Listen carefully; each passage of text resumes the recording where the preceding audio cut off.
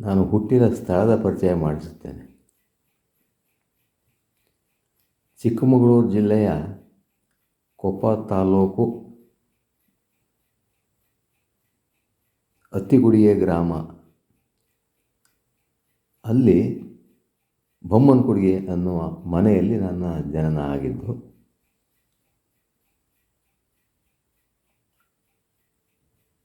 ಅಲ್ಲಿ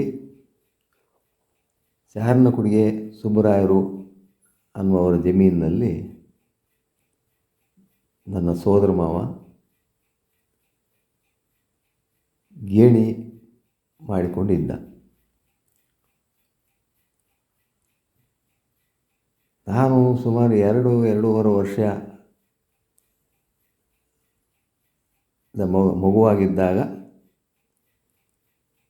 ನನ್ನಪ್ಪ ತೀರ್ಕೊಂಡ್ರು. ಆಮೇಲೆ ನಮಗೆ ಯಾರೂ ಗತಿ ಇಲ್ಲದ ಕಾರಣ ನಾನು ನನ್ನ ಅಮ್ಮ ನಮ್ಮ ಸೋದರ ಮಾವ ಸೀತಾರಾಮ್ ಭಟ್ರ ಮನೆಯಲ್ಲೇ ಇರಬೇಕಾಗಿ ಬಂತು.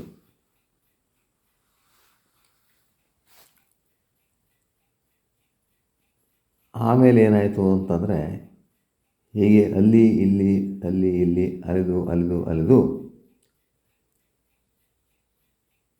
ಕೊನೆಯ ನಿಲ್ದಾಣ ಅಂದುಕೊಳ್ಳುವುದಾದರೆ ಕೊಪ್ಪ ತಾಲೂಕಿನ ಅಗಳಗಂಡಿ ಗ್ರಾಮದ ಈಚಲಗುಡ್ಡೆ ಎಂಬಲ್ಲಿಗೆ ನಾವು ಬಂದು ಸೇರಿಕೊಂಡವು. ಅಲ್ಲಿ ಒಂದು ಸಣ್ಣ ಜಮೀನು ಮಾಡಿಕೊಂಡಿದ್ದೆವು. ನನ್ನ ಬಾಲ್ಯ ಎಲ್ಲ ಅಗಳಗಂಡಿ ಗ್ರಾಮದಲ್ಲೇ ಕಳೆಯಿತು. ತದನಂತರ ಜೈಪುರದ ಪ್ರೌಢಶಾಲೆಗೆ ನಾನು ಸೇರ್ಪಡೆಗೊಂಡೆ. ಅಲ್ಲಿ ಅಧ್ಯಯನ ಮಾಡುತ್ತಿದ್ದ ಸಂದರ್ಭದಲ್ಲಿ ನನಗೆ ಚಿತ್ರಕಲೆಯಲ್ಲಿ ಆಸಕ್ತಿ ಮೂಡಿತು.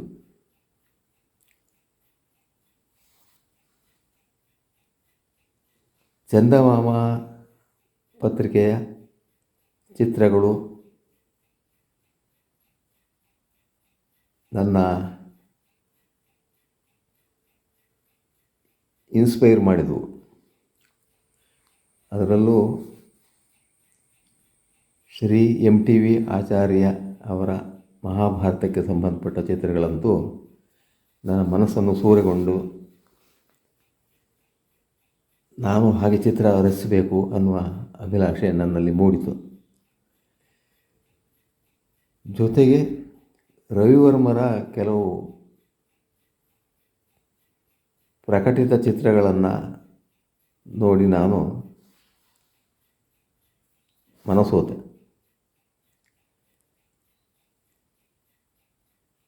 ಶಾಲೆಯಲ್ಲಿದ್ದಾಗಲೇ ನನಗೆ ಚಿತ್ರ ರಚಿಸುವುದರಲ್ಲಿ 1-2 ಪ್ರಥಮ ಬಹುಮಾನಗಳು ಸಿಕ್ಕಿದವು.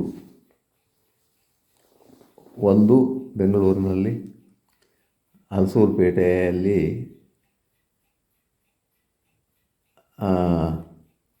ಗಣಪತಿ ಉತ್ಸವಕ್ಕೆ ಸಂಬಂಧಪಟ್ಟಂಗೆ ಒಂದು ಚಿತ್ರ ರಚಿಸಿದ್ದೆ, ಅದಕ್ಕೆ ಪ್ರಥಮ ಬಹುಮಾನ ಬಂತು. ಆಮೇಲೆ ಧಾರವಾಡದ ವೀರಮಾತೆ ಅಂತ ಒಂದು ಪತ್ರಿಕೆ ಬರ್ತಾಯಿತ್ತು, ಅದರಲ್ಲಿ ನಡೆಸಿದ ಸ್ಪರ್ಧೆಯಲ್ಲಿ ನನಗೆ ಪ್ರಥಮ ಬಹುಮಾನ ಬಂತು. ಹೀಗಾದಾಗ ನನ್ನ ಗುರಿ ಯಾವುದು ಅನ್ನುವ ತೀರ್ಮಾನಕ್ಕೆ ನಾನು ಬಂದೆ. ಜೈಪುರದಲ್ಲಿ ಪ್ರೌಢಶಾಲೆ ವಿದ್ಯಾಭ್ಯಾಸವನ್ನು ಮುಗಿಸಿದ ನಂತರ ನಾನು ಮೈಸೂರಿನ ಕಡೆ ಪ್ರಯಾಣ ಬೆಳೆಸಿದೆ. ಅಲ್ಲಿ ಚಾಮರಾಜೇಂದ್ರ ಟೆಕ್ನಿಕಲ್ ಇನ್ಸ್ಟಿಟ್ಯೂಟ್ ಸಂಸ್ಥೆಯ ಚಿತ್ರಕಲಾ ವಿಭಾಗಕ್ಕೆ ನಾನು ಸೇರಿಕೊಂಡೆ. ಅವೆಲ್ಲ ನನಗೆ ಕಷ್ಟದ ದಿನಗಳು. ಊಟಕ್ಕೂ ತತ್ವಾರ ಆಗಿರುವಂಥ ದಿನಗಳು. ಆಮೇಲೆ ಏನಾಯಿತು ಅಂತಂದರೆ, ಅಲ್ಲಿ ಒಂದು 2 ವರ್ಷ ಕಳೆಯುವ ಹೊತ್ತಿಗೆ ಆ ವಿಧಾನದಲ್ಲಿ ಚಿತ್ರಕಲೆಯನ್ನು ಕಲಿಯೋದಕ್ಕೂ ಸಾಧ್ಯವೇ ಇಲ್ಲ ಅನ್ನುವ ತೀರ್ಮಾನಕ್ಕೆ ನಾನು ಬಂದೆ. ಹಲವಾರು ಆಂಗ್ಲ ಪುಸ್ತಕಗಳು ಮತ್ತು ಗೋಶ್ರೀ ಹುದ್ದಾರ ಅನ್ನುವರು ರಚಿಸಿದ ಒಂದು ಚಿತ್ರಕಲಾ ಪ್ರವೇಶ ಅನ್ನೋ ಪುಸ್ತಕ ನನ್ನ ನೆರವಿಗೆ ಬಂದು, ಆಮೇಲೆ ಏನಾಯಿತು ಅಂತಂದರೆ, ನಾನು ನಮ್ಮ ಊರಿಗೆ ಹಿಂದಿರುಗಿದೆ. ಆ ಸಂದರ್ಭದಲ್ಲಿ ನನಗೆ ವ್ಯಂಗ್ಯಚಿತ್ರ ರಚಿಸಬೇಕು ಅನ್ನುವಂಥ ಒಂದು ಅಭಿಲಾಷೆ ನನ್ನ ಮನಸ್ಸಿಗೆ ಬಂತು. ಅದಾಗಲೇ ಸುಧಾ, ಮಯೂರ, ತರಂಗ ಇತ್ಯಾದಿ ಪತ್ರಿಕೆಗಳಲ್ಲಿ ನಾಡಿಗ್, KR ಸ್ವಾಮಿ ಇತ್ಯಾದಿ ಆ ಕಾಲದ ವ್ಯಂಗ್ಯಚಿತ್ರಕಾರರ ಚಿತ್ರಗಳನ್ನು ನೋಡಿ ನಾನು ಪ್ರಭಾವಿತನಾಗಿದ್ದೆ. ಆದರೆ ಹೇಗೆ ರಚಿಸುವುದು, ಯಾವ ಕಾಗದವನ್ನು ಬಳಸಿ, ಯಾವ ಬಣ್ಣ ಅಥವಾ ಇಂಕಿನಿಂದ ಹೇಗೆ ಚಿತ್ರ ರಚಿಸಿ ಅದನ್ನು ಪತ್ರಿಕೆಗೆ ಹೇಗೆ ಕಳಿಸಬೇಕು ಅನ್ನೋದು ನನಗೆ ಗೊತ್ತಿರಲಿಲ್ಲ. ಏನೋ ಒಂದಿಷ್ಟು ಯದ್ವಾತದ್ವ ಮಾಡಿ ಕಳಿಸಿದರೆ ಅವು ಸಂಪಾದಕರ ವಿಷಾದ ಪತ್ರಗಳ ಜೊತೆ ನನಗೆ ಹಿಂದಕ್ಕೆ ಬರತೊಡಗಿದವು. ಇದೇನು ಹೀಗಾಗುತ್ತದಲ್ಲ ಅಂತ ಅಂದ್ಬಿಟ್ಟು ನಾನು ನೋಡ್ತಾ ಇರುವಾಗ Roy Burns school of cartooning ಅಂತ ಒಂದು ಜಾಹೀರಾತು ನೋಡಿದೆ. ಅದಕ್ಕೆ ಸೇರಿಕೊಂಡು ಒಂದಿಷ್ಟು ವ್ಯಂಗ್ಯಚಿತ್ರ ರಚನಾ ತಂತ್ರಗಳನ್ನು ಮೈಗೂಡಿಸಿಕೊಂಡೆ. ನಂತರ ಪತ್ರಿಕೆಗಳಿಗೆ ಕಳಿಸತೊಡಗಿದ ನನ್ನ ಮೇಲೆ ಒಂದೊಂದೇ ಚಿತ್ರಗಳು ಪ್ರಕಟವಾಗತೊಡಗಿದವು. ನನ್ನ ಈ ಕಷ್ಟ ಬೇರೆಯವರಿಗೆ ಆಗಬಾರದು ಅನ್ನೋ ಉದ್ದೇಶದಿಂದ ನಾನು ವ್ಯಂಗ್ಯಚಿತ್ರ ರಚಿಸುವುದು ಹೇಗೆ ಅನ್ನುವಂಥ ಒಂದು ಪುಸ್ತಕವನ್ನು ಬರೆದೆ. ಅದು ನವಕರ್ನಾಟಕ ಪಬ್ಲಿಕೇಶನ್ಸ್ ಸಂಸ್ಥೆಯ ಮೂಲಕ ಪ್ರಕಟವಾಗಿ ಇದೀಗ 5ನೇ ಮುದ್ರಣ ಕಂಡಿದೆ. ಅದಕ್ಕೂ ಮೊದಲು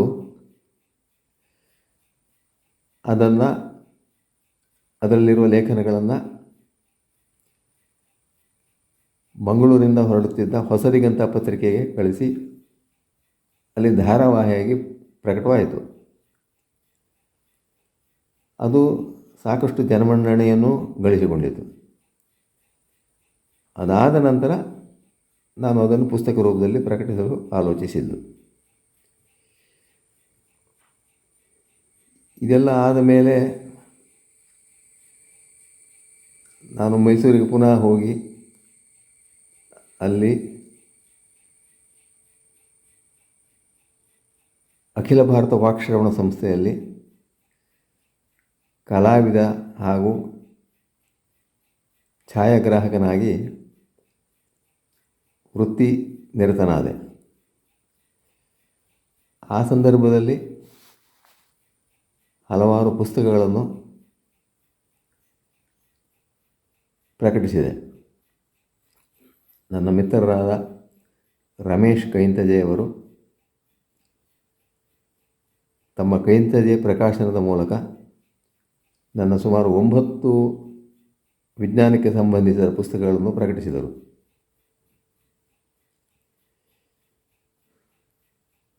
ನಂತರ ಕೆಲವು ಪುಸ್ತಕಗಳನ್ನು ನವಕರ್ನಾಟಕ ಪಬ್ಲಿಕೇಶನ್ಸ್ರವರು ಪ್ರಕಟಿಸಿದರು. ಅವರು ಬಹಳ ಪಾರದರ್ಶಕವಾದ ವ್ಯವಹಾರ ಅವರದು. ಪ್ರತಿ ಸಾರಿ ಮರುಮುದ್ರಣವಾದಾಗಲೂ ನನಗೆ ಉಚಿತ ಪತ್ರಿಕೆಗಳನ್ನು, ಅಂದರೆ ಪುಸ್ತಕಗಳನ್ನು, ಹಾಗೂ ಕರಾರಿನ ಪ್ರಕಾರ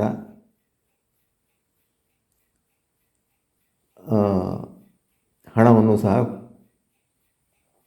ಕೊಡುತ್ತಿದ್ದರು.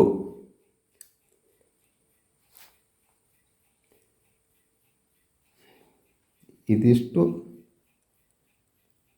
ನನ್ನ ವ್ಯಂಗ್ಯಚಿತ್ರಕಲೆಗೆ ಸಂಬಂಧಪಟ್ಟ ಸಂಕ್ಷಿಪ್ತ ಮಾಹಿತಿ.